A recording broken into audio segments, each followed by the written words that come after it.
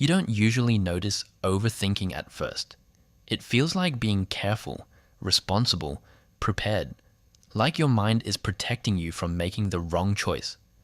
So you replay the conversation, rethink the message, imagine how tomorrow could go wrong. You go through what someone meant, what you should have said, what might happen next, and what it says about you. Then suddenly, you're not solving anything anymore. You're stuck in a room with 1,000 versions of the same thought, and somehow it still feels productive. Like if you think long enough, hard enough, deeply enough, eventually the fear will disappear. But it doesn't, because overthinking isn't always a search for answers. Sometimes it's a search for safety. Your brain doesn't like uncertainty. It can handle bad news better than no news, because bad news gives it something solid to react to. Uncertainty leaves the door open. Maybe they're upset. Maybe you failed. Maybe you're falling behind. Maybe one decision changed everything.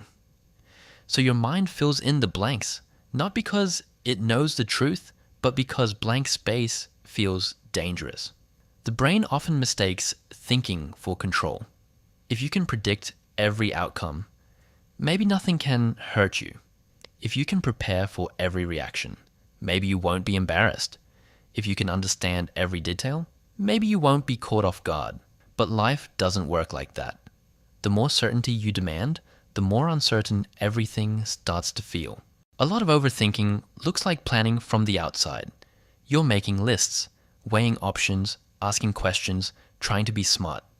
But on the inside, it often feels less like strategy and more like panic dressed up as preparation. You don't just think, what should I do? You think, what if I mess this up and it proves something about me? You don't just wonder, what did they mean? You wonder, what if they secretly don't like me? That's why overthinking is so exhausting. It's not just mental activity, it's emotional labor. Your mind is trying to protect your image, your future, your relationships, your confidence, your sense of control. Every thought feels urgent because every thought feels connected to your safety. People who overthink often aren't careless. They're usually too aware, too observant, too sensitive to small shifts. They notice everything, and eventually, everything feels like a sign. Overthinking doesn't come from nowhere. A mind that constantly scans for problems usually learns that problems could appear without warning. Maybe you grew up around unpredictable moods. Maybe criticism came quickly. Maybe mistakes were treated like character flaws. Maybe people left, changed, judged, or disappointed you. And now your brain tries to spot the pattern before it happens again. So even when life is calm, your mind doesn't always trust the calm. It looks for the crack in the wall, searches for the hidden meaning, waits for the emotional weather to shift. That's not weakness, it's adaptation. The issue is a survival skill can become a prison when you keep using it in places where you're no longer in danger. Overthinking becomes the mind's attempt to never be surprised by pain twice. Telling an overthinker to stop thinking is like telling someone in a storm to stop noticing the rain.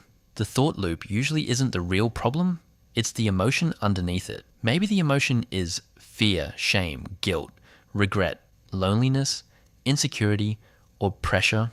The mind keeps producing thoughts because the body is still holding the feeling. That's why you can analyze something for hours and still feel the same. You answered the question logically, but the emotion didn't feel safe yet. So the mind asks again, are you sure? What if there's another angle? What if you missed something? What if this comes back later? What if you're wrong? At some point, the goal is no longer insight. The goal is reassurance. But reassurance has a short shelf life. It feels good for a moment. Then the doubt comes back asking for more. Reflection gives you clarity. Overthinking gives you fog. Reflection moves forward. It asks, what can I learn? Overthinking spins in place and asks, how can I be absolutely sure I won't feel bad? Reflection accepts that you're human. Overthinking treats every mistake like a threat to your identity. Reflection helps you make a decision. Overthinking delays the decision while pretending the delay is wisdom. If a thought keeps returning but never changes your next step, it may not be a thought anymore. It may be a loop. The way out isn't to shut your mind down. It's to stop giving every thought the authority of truth. Start by naming what's happening. Not dramatically, just clearly. I'm overthinking because I want certainty. I'm replaying this because I feel embarrassed. I'm imagining the worst because I don't feel safe with the unknown. Naming it creates distance. It reminds you that a thought can be present without being in charge. Then shrink the problem. Overthinking loves massive questions. What if my whole life goes wrong? What if I'm not good enough? What if this means everything is falling apart?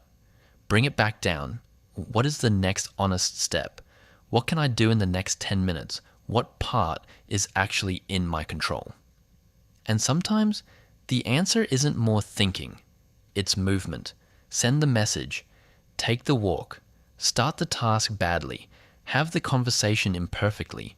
Make the decision with the information you have. Action gives the brain new evidence. Overthinking just keeps recycling old fear. You probably overthink because you care. You care about doing things right. You care about people. You care about your future. You care about not repeating old mistakes. That part of you doesn't need to be hated. It needs to be guided. Because your mind isn't your enemy. It's a protective system that sometimes overestimates the danger and underestimates your ability to cope. You don't need to think through every possible ending to be safe. You don't need to rehearse every conversation to be worthy. You don't need to solve your entire life before you take the next step. Maybe the goal isn't to never overthink again. Maybe the goal is to notice the loops sooner, to pause before you believe every fear, to choose one real step over another imaginary scenario. Because peace doesn't always come from having the perfect answer. Sometimes it comes from trusting that even without one, you'll still know how to move forward. If this made you think, subscribe to keep discovering your inner self.